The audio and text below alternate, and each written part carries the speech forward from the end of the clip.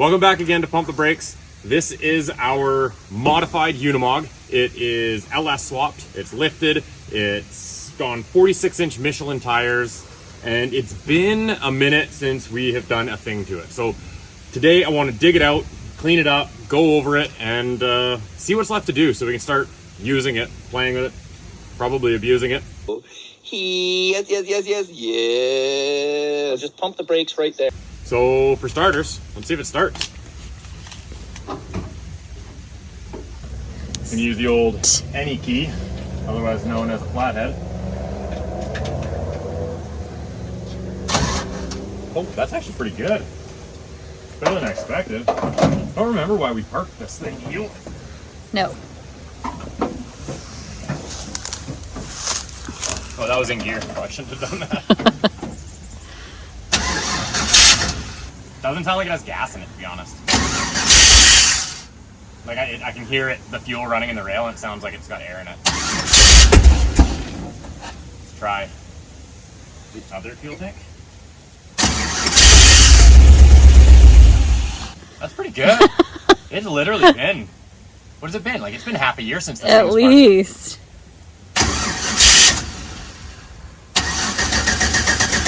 I think it needs some gas.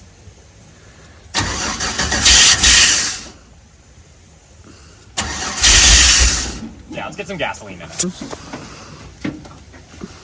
Holy, that battery holds a charge, Adrian. What am I bringing this crap out for? I'm truly shocked. Oh man, I feel like wow. All right, we don't need this. We happened upon fuel. Yeah, they're both half full.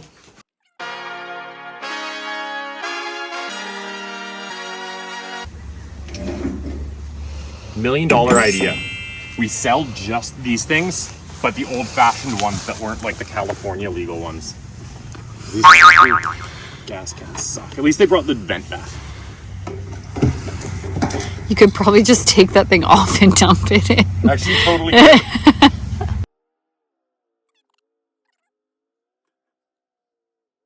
Here we go, a little lesson how we V8 swapped this thing, or LS swapped it. Factory being 2 tanks, you'd obviously fill it in the only fill spot, and then it would fill up to here, and then there's like a bridge between them, and then it would overflow into the back tank. And then you'd have your main tank and your reserve tank. So there was a switch on the floor, but when you ran out of fuel, because there's no gauge on this thing, when you'd run out of fuel in this one, and it was below here, then you'd start pulling from this tank, and it would give you 5/8 of a tank left of fuel, and that was literally all you had to go off of. I was actually stuck in traffic once because I couldn't figure that out, and it died in the middle of the highway on me, and I had to get out and prime the stupid thing again. So you have to be quick. When it starts to sputter, you have to be quick and get it to go over. Anyway, now that it's fuel injected, that mechanical valve is gone, and we have 2 Walbro 255 inline fuel pumps. And one pulls from this tank, one pulls from this tank, but they both return to this tank. So this would be your main tank. So now it's up here. Which in order for it to be that full means this back tank has to be full too, right? Otherwise it would be flowing into it. So we have lots of gasoline in here. So that sucks. Probably wasn't gasoline.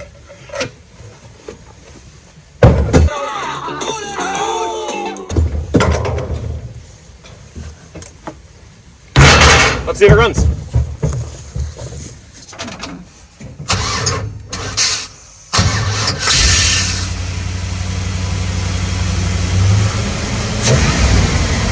Whatever it was, more gasoline fixed it. So we're on reserve tank. Reserve is the one that's happy.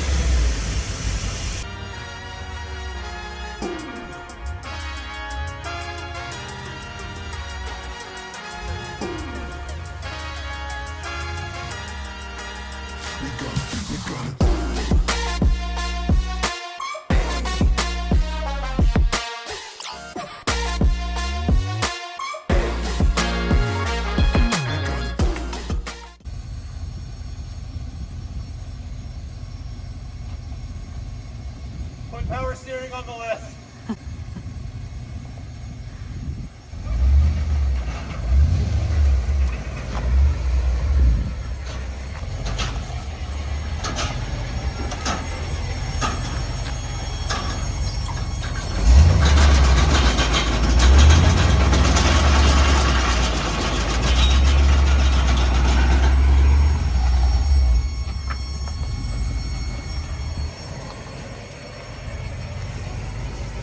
So things it does do, it runs, it drives, it steers, it brakes. Like not brakes, I mean it's already kind of broken, but like it stops. There you go, it stops with the brake pedal. Park brake even works, I fixed that. TK shifter doesn't work. This shifter, like the transmission, it definitely works. Steering, it's still manual steering, just like Mercedes-Benz intended. But now we have 46-inch tires, and that's a handful.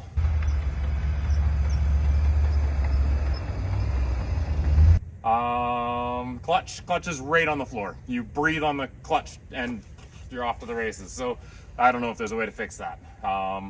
Came with a mechanical clutch with the factory gizmos in there. We made it hydraulic, and we're using like a Wilwood pull type ram, so there's not a whole lot of stuff on the market to make that better. But I think it's super cool. First of all, isn't it cool? What do you guys think? I love this thing. But I think we might increase the track width. That'll get me from rubbing on the 4-link bars, keep me from rubbing on the exhaust. I know the LS, and this is a 6-liter LS. It's an LQ4 that we think we got for free. I think it was a junk engine from a UPS truck. And I think we put 5.3 heads on it. It was literally just whatever garbage we had kicking around, because we put a 5.3 in it from a donor truck, and my dumbass left water in it for the winter, and I split the block wide open. So do you want to do a walk around on this thing and see what it's made of? Heck yeah, mother brother. Let's see what she's got in her. So this is the interior. This is what we've done with it anyway. This is an LS truck engine. It's a 6-liter LQ4, I think. Doesn't really matter. It's a bunch of junk we threw together. We made that work. I did some sheet metal work in here. It's not done. That's that. We have to make engine covers still. But I mean, inside here, it's pretty functional. These are 46-inch Michelin military, what do they called? They're the XZLs. And Z is how we say it in Canada. But in America, those would be Michelin XZLs. But we bought 5 of them from our friends at Western Canadian Rockwell. They're brand new, and we stuck them on the factory Unimog wheels. Up in here, you see nothing that would exist on a stock Unimog, pretty much. I mean, obviously the body's stock. We put a lift kit on the battery box. I don't remember why, but we made brackets and moved it up. I think there was just a bunch of dead space up there, so we increased clearance. This is a bracket that I made that bolts to the factory Unimog frame. We drilled a bunch of holes, and we put 4-link in. And we had to do 4-link because Unimogs are torque tube suspension, which means the axle is mounted via a tube directly to the transfer case. And it pivots on the transfer case, and the drive shaft passes down the middle of that. And besides the steering and the track bar, there's no other connection to the Unimog.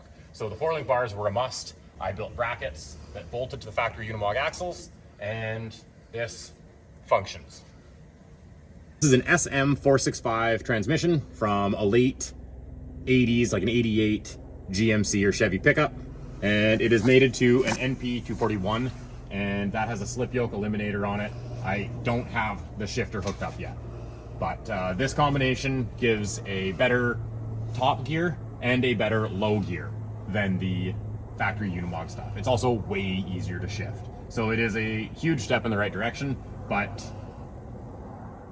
well, no but, it's just a huge step in the right direction. It's fantastic. There's not much really to see back here. It's pretty much stock.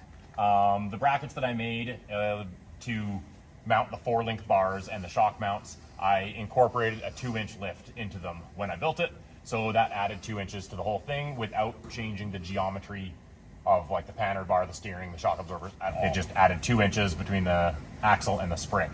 It's clearly pissing fluid out of both of these portals or brakes. I'm not sure, but there's bad stuff happening back there that clearly needs some attention. Other than that, this is just what a Unimog looks like from the back. This side is just more of the same shit you saw on the other side, but with fuel tanks instead of batteries. There's really not much to see over here. This is what's cool. This is what they call the troop carrier. Full of garbage. Full of garbage. Mostly Unimog parts. These are benches. They're kind of cool. Like they fold down and then this leg pops out and then you have benches down both sides. So, room for all of your friends. Okie dokie. My friends can fit in the front seats. My friends friends don't even want to come. Nobody wants to play with me. Well, should we go for a drive? Yeah. Let's do it.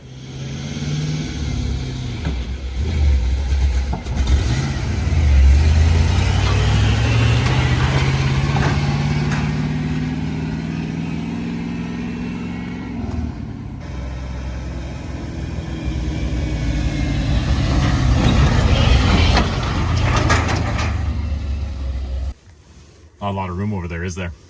Yeah, lots of leg space. Yeah, but you're not very tall. I don't know why I was doing that. So like, the clutch is right there. Let's get it. Let's get it. Let's get it.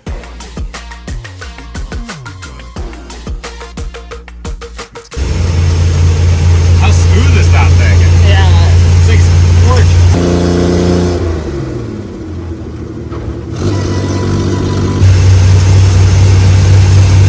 That smoothness.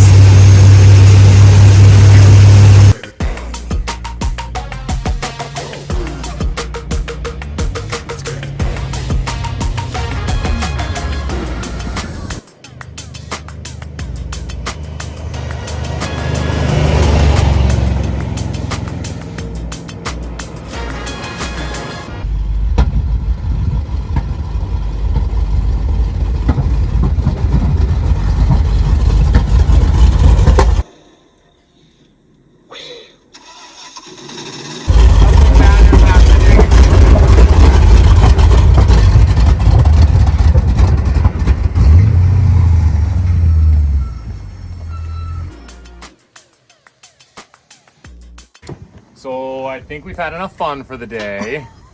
I don't know what's happening, and this is reminding me why we put it away. Is it doesn't rev out, like it only goes to like 3,000 RPM when it's cold, and then when it gets warm, it does that. And we have done nothing to diagnose that. Every time it does this, we lose excitement and we park it, but we haven't even scanned it. So I think we should see if it'll get back to the shop without you having to walk and get a truck.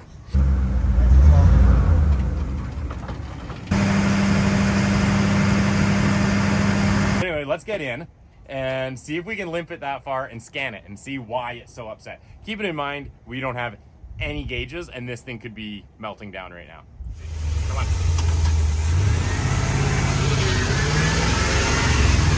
See, she's happy again.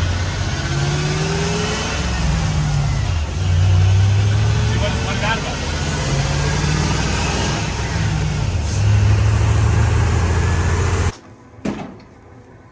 We made it back to the shop. I really can't explain what was happening because it was running like shit. Then it was running fine. And then it was running like shit again. And didn't want to start. And then it was a ripper. Like this thing's got like what? Like 5 times the power what a stock Unimog does. So she rips. She's pretty cool. But she needs some love. And now I remember, all the other drives, we brought this with us, I think, as gauges. I think. But then you think we would have scanned it, because I have no clue what codes it has. But let's find out what codes it has, and see how hot it got there, because it sprayed coolant everywhere. I'm not really sure what it thinks it is anymore. We have messed with this thing so many times. It's a powertrain with cable, with throttle cable, yes. Engine, codes. You know how many codes there's going to be? There's probably going to be so many. Oh no, there's 3. No pickup truck detected. Chevy missing. So really, I have knock 1, knock 2, and mass air, and literally all 3 of those things are missing, probably. Mass air would fuck up as it running, wouldn't it? Yeah, but normally it stores the mass airflow code and then defaults to speed density, and then it doesn't carry. So coolant, it's only 107 degrees Celsius. That's in Canadian units. So that's operating temperature. That's it doing its job. So all the coolant was literally just the thermostat opened, it got up to temperature, it overflowed. We just need an overflow bottle, and that wouldn't be an issue. Put it on the list, overflow bottle. So I really don't know what's happening, why this thing gets cranky. So let's keep going. Like driving? least for like a few more minutes. Okay. Well, you I need to can bring get- this with you. Okay. Because now maybe it's just not storing, but like it was getting slow to crank there too, right? Yeah, it was. Like, is it charging? So it's 11.9 volts now. Yeah. Like the alternator's wired. I just don't know if it works. Yeah. So it's charging, that's not an issue. Coolant's not an issue, it's not getting that hot, right? What does it say for coolant temp? Intake air, that's hot, considering it's negative something outside right now, but given it's taking hot engine compartment air, that's just dandy. Okay, I'll close the hood, you stay in, because you're vertically challenged. Yeah, but you're not very tall.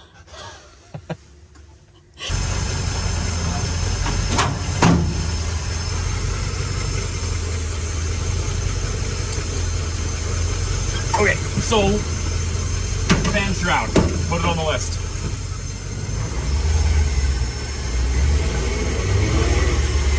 The pedals are all slippery now because my feet are wet. And these pedals are anything but easy to use. That was the hardest part, was fitting all 3 pedals in here after we cut the whole floor out to fit an LS. We had to move everything over a bunch. And I think that was why this project stalled the longest. I should have just put a model in it.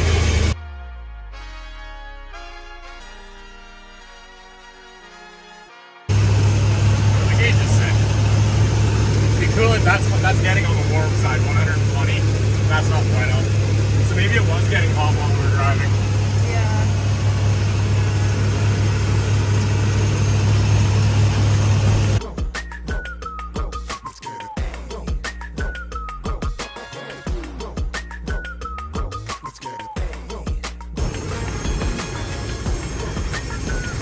That's really warm, actually. It was at this moment that he knew. He fucked up.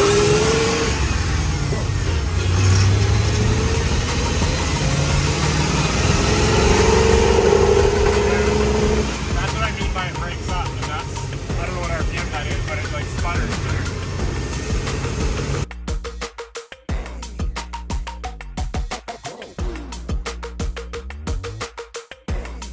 Also doesn't have power brakes.